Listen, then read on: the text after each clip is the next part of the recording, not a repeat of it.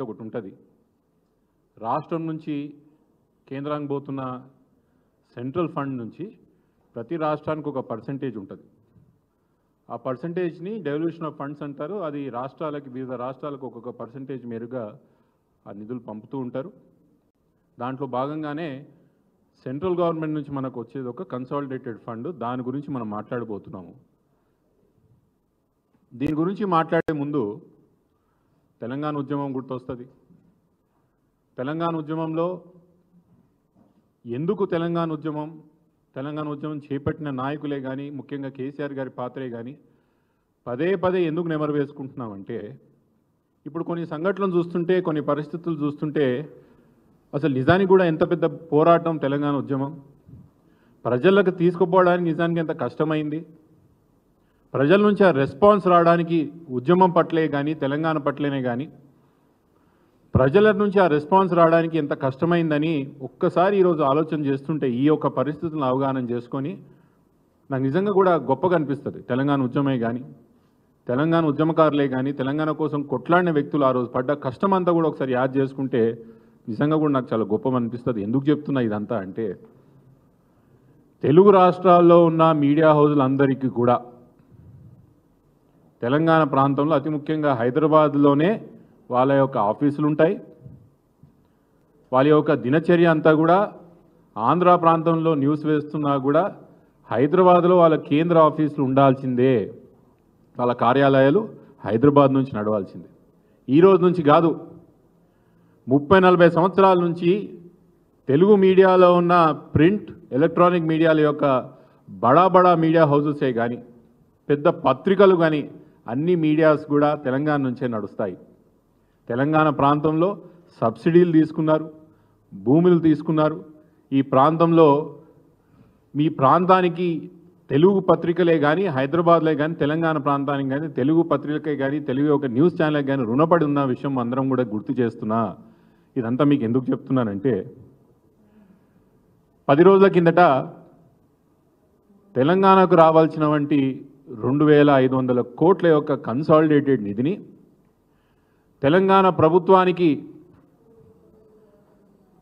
ప్రభుత్వంలోని యొక్క పెద్దలకు తెలవకుండానో, లేకపోతే ఇలా అసమర్థతతోనో కేంద్ర ప్రభుత్వం తీసుకునే ఒక నిర్ణయంతో దాదాపు 2500 కోట్ల రూపాయలు తెలంగాణ సంబంధించిన నిధులు ఆంధ్ర రాష్ట్రం తీసుకుపోవడం జరిగింది.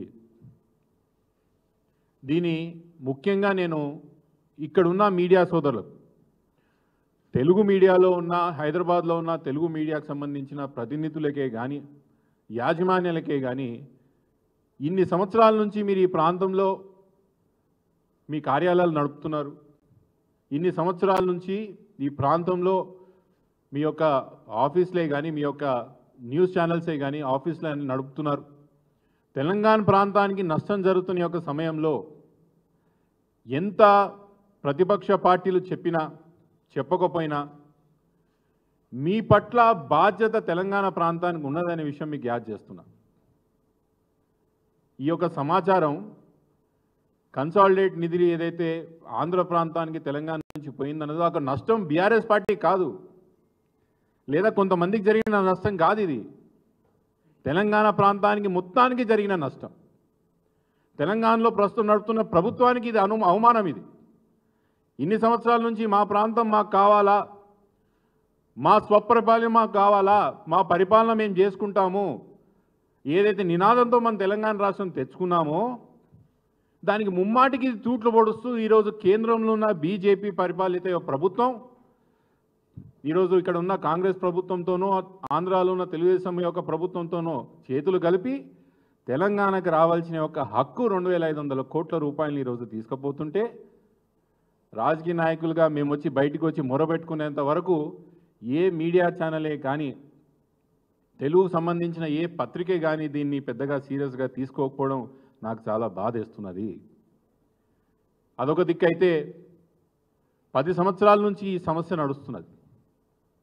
10 సంవత్సరాల నుంచి ఆంధ్రాలో ఉన్న వంటి అక్కడున్న ప్రభుత్వాలు, ఇక్కడ ఉన్న ప్రభుత్వం, కేసీఆర్ గారి యొక్క ప్రభుత్వం మీద విపరీతంగా ఒత్తిడి తెచ్చిండ్రు.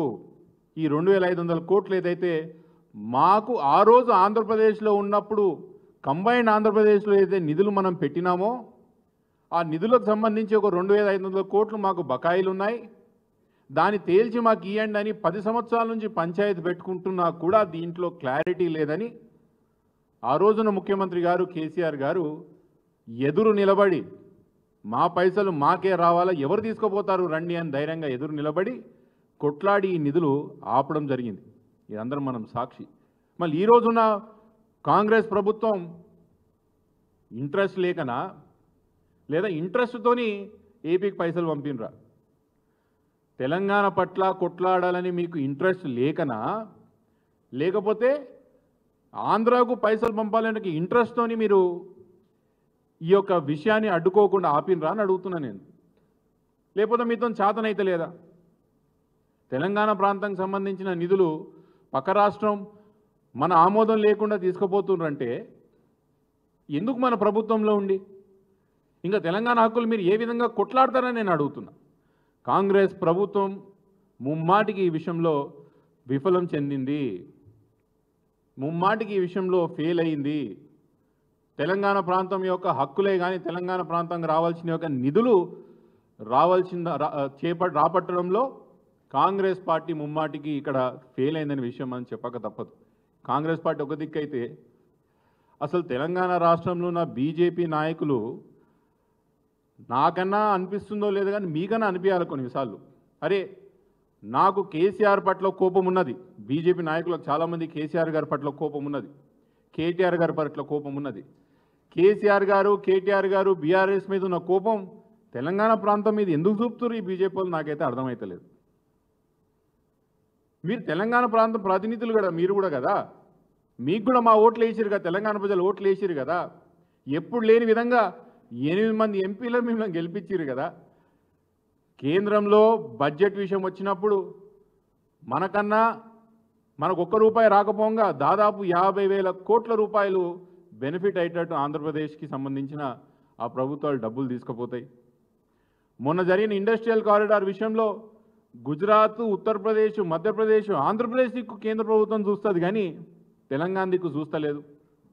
ఆఖరికి మీ పార్టీ కేంద్రంలో అధికారంలో ఉన్నది, మీ ప్రధానమంత్రి గారు అక్కడ రాజ్యం వెళ్తున్నారు ఢిల్లీలో. ఇక్కడ మన ప్రాంతానికి నష్టం జరుగుతూ వాళ్ళు నిర్ణయం తీసుకుంటుంటే కూడా మీరు మాట్లాడకపోతే మీరు ఎవరి కోసం ప్రజాప్రతినిధులు అయినట్టంటే బీజేపీ నాయకులారా?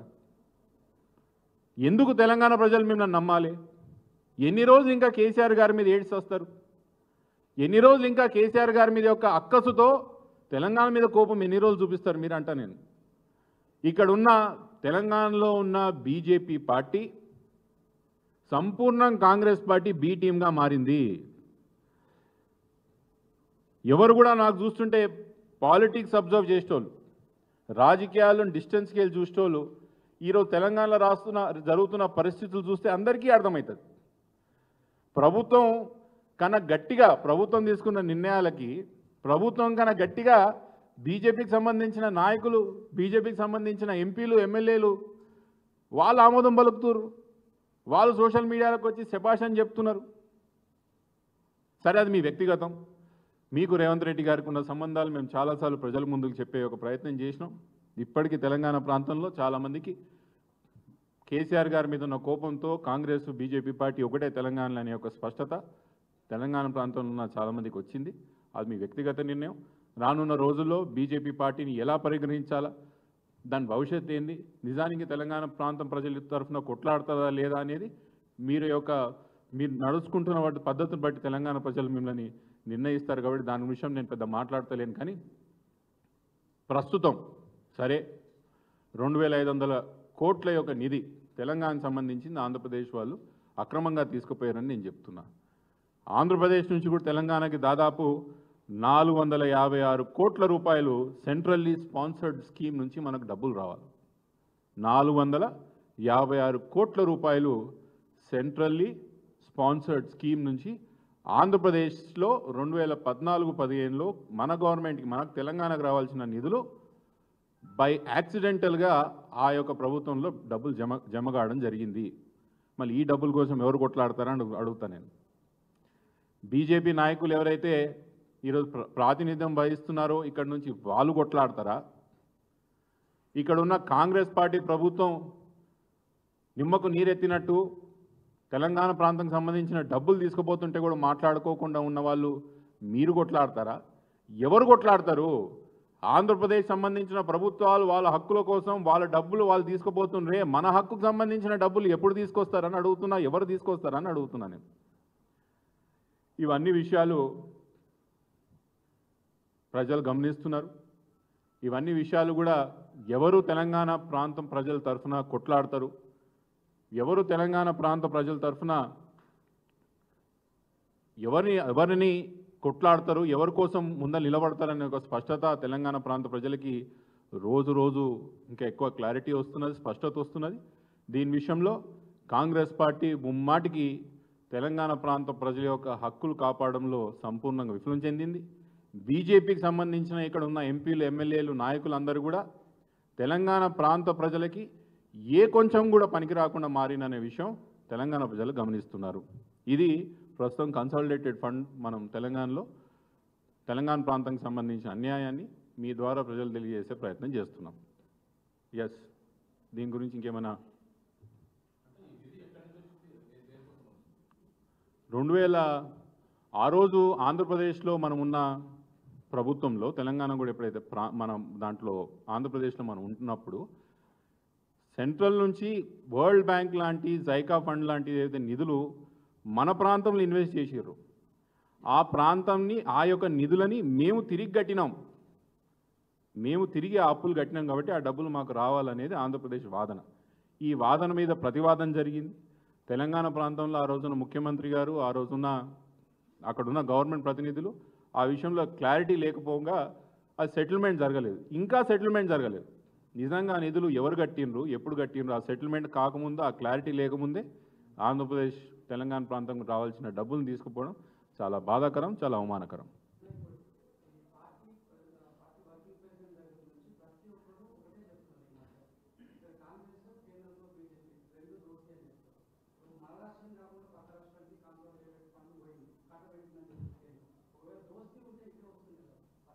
దోస్తీ ఉంటే కాంగ్రెస్ పార్టీకి దోస్తీ ఉండేది. కాంగ్రెస్ పార్టీకి బీజేపీకి దోస్తానా కేసీఆర్ గారిని కొట్టడానికి తెలంగాణ మీద ప్రేమ ఉన్నందుకు కాదు. నిజానికి కూడా తెలంగాణ మీద ప్రేమ ఉండి కాంగ్రెస్ వాళ్ళు బీజేపీ వాళ్ళు ఒకటైతే కేంద్రం నుంచి మొన్న రావాల్సిన బడ్జెట్లో ఇంతో డబ్బులు వస్తుండే, ఇప్పుడు చెప్పిన సెంట్రల్ కారిడార్లో మనకు డబ్బులు వస్తుండే. వాళ్ళ యొక్క కలయిక, రాజకీయ కలయిక వాళ్ళ స్వార్థం కోసమే జరుగుతున్నది. రాష్ట్రం కోసం జరుగుతుంటే నిజంగా ఇంత మనం కూడా ఆమోదిస్తుంటాం, సంతోషిస్తుంటాం. బీజేపీ కాంగ్రెస్ యొక్క కలయిక ఓన్లీ కేసీఆర్ని అణగదొక్కడానికే రాజకీయంగా, అంతేనా? ఎస్, వాస్తవానికి వ్యక్తిగతంగా నేను హైడ్రా పట్ల పెద్దగా అటు దిక్కు దృష్టి సారిస్తలేను. మీరందరూ అనుకోవచ్చు, అదేంటి ప్రపంచమంతా లోకమంతా ఈరోజు హైదరాబాద్ దిక్కు మాట్లాడుతుంటే మీరు ఒక్కరు దాని గురించి పట్టించుకోదలుచుకోలేదు అంటున్నారంటే దానికి కొద్ది కారణాలు ఉన్నాయి. ఏదైతే ఓఆర్ఆర్ లిమిట్స్లో ప్రస్తుతం హైడ్రా ఏదైతే మొదలుపెట్టినరో, నాకు తెలిసిన సమాచారం మేరకు హైడ్రా ఆఫ్ స్కోప్ ఆఫ్ వర్క్లో తెలంగాణ ప్రాంతంలో ఉన్న ఓఆర్ఆర్ ప్రాంతంలో ఉన్న చెరువులు, కుంటలు, ఓఆర్ఆర్ ప్రాంతంలో ఉన్న గవర్నమెంట్ ల్యాండ్స్, దానికి సంబంధించిన ఎండోమెంటే కానీ, వక్ఫ్ భూములే కానీ, దానికి సంబంధించిన ఫారెస్ట్ ల్యాండ్సే కానీ, ఇవన్నీ సంరక్షించాలనే ఒక ఆలోచనతోనే హైడ్రా ముందలు తీసుకొచ్చినట్టు మనందరికీ సమాచారం వస్తుంది. అదే వాళ్ళ స్కోప్ ఆఫ్ వర్క్ అని కూడా మనకు చెప్తున్నారు. నాకున్న ఒక అందాజా ప్రకారం హైదరాబాద్లో ఓఆర్ఆర్ ఏదైతే లిమిట్స్లో లేకపోతే హెచ్ఎండిఎల్ లిమిట్స్లో దాదాపు 25,000 ఎకరాలు forest, buffer, FTL, government lands, endowment lands, వక్ఫ్ భూమి ల్యాండ్స్ ఇవన్నీ కలిపితే దాదాపు 25,000 ఎకరాలు ఎంక్రోచ్మెంట్కి గురైందనే ఒక నా అందాజాతో నేను చెప్తున్నాను మీకు. దాంతోపాటు అదే కాదు, ఈ 25,000 ఎకరాల్లో దాదాపు 3.5 లక్షల స్ట్రక్చర్స్ కూడా దాంట్లో రావడం జరిగింది. ఈ 25,000 ఎకరాలు ఏదైతే ఎంక్రోచ్మెంట్ జరిగిందో వివిధ గవర్నమెంట్ ల్యాండ్స్లోనే కానీ, చెరువులే కానీ, పార్కులే కానీ, దీంట్లో 3 నుంచి 3.5 లక్షల స్ట్రక్చర్స్ వచ్చింటాయని నాకు ఒక అందాజాతో నేను చెప్తున్నాను మీకు. దీంట్లో 10% ఎప్పుడైతే హైడ్రా ఇప్పుడు మొదలుపెట్టిందో, ఈ మీడియా సర్కస్ అంతా ఖతమై, ఈ పబ్లిసిటీ స్టంట్ అంతా ఖతమైన తర్వాత ఎప్పుడైతే దాంట్లో ఒక 10%, 3.5 లక్షల ఎకరాల్లో 10% అంటే దాదాపు 35,000 ఎకరాల్లో 10% అంటే 3.5 ఎకరాలు రికవర్ చేసుకొని హైడ్రా 3.5 లక్షల స్ట్రక్చర్లో డెమాలిష్ చేస్తే దాదాపు 35,000 స్ట్రక్చర్స్ ఎప్పుడైతే హైడ్రా డెమాలిష్ చేస్తుందో అప్పుడు దాని పట్ల మనం కొంచెం సీరియస్గా ఆలోచన చేద్దాము. కానీ నేను ప్రభుత్వానికి దీని పట్ల ఒక ప్రశ్న అడగదలుచుకున్నా. మీకు దీని పట్ల స్పష్టత ఉన్నదా? ద్వంద్వ వైఖరి ఎందుకు అమలు చేస్తున్నారు? నేను ఎవరికి నోటీసులు ఇస్తున్నారు, ఎవరిని కూలగొడుతున్నారు, ఇంకా నేను దాని జోలికి పోదలుచుకోలేదు.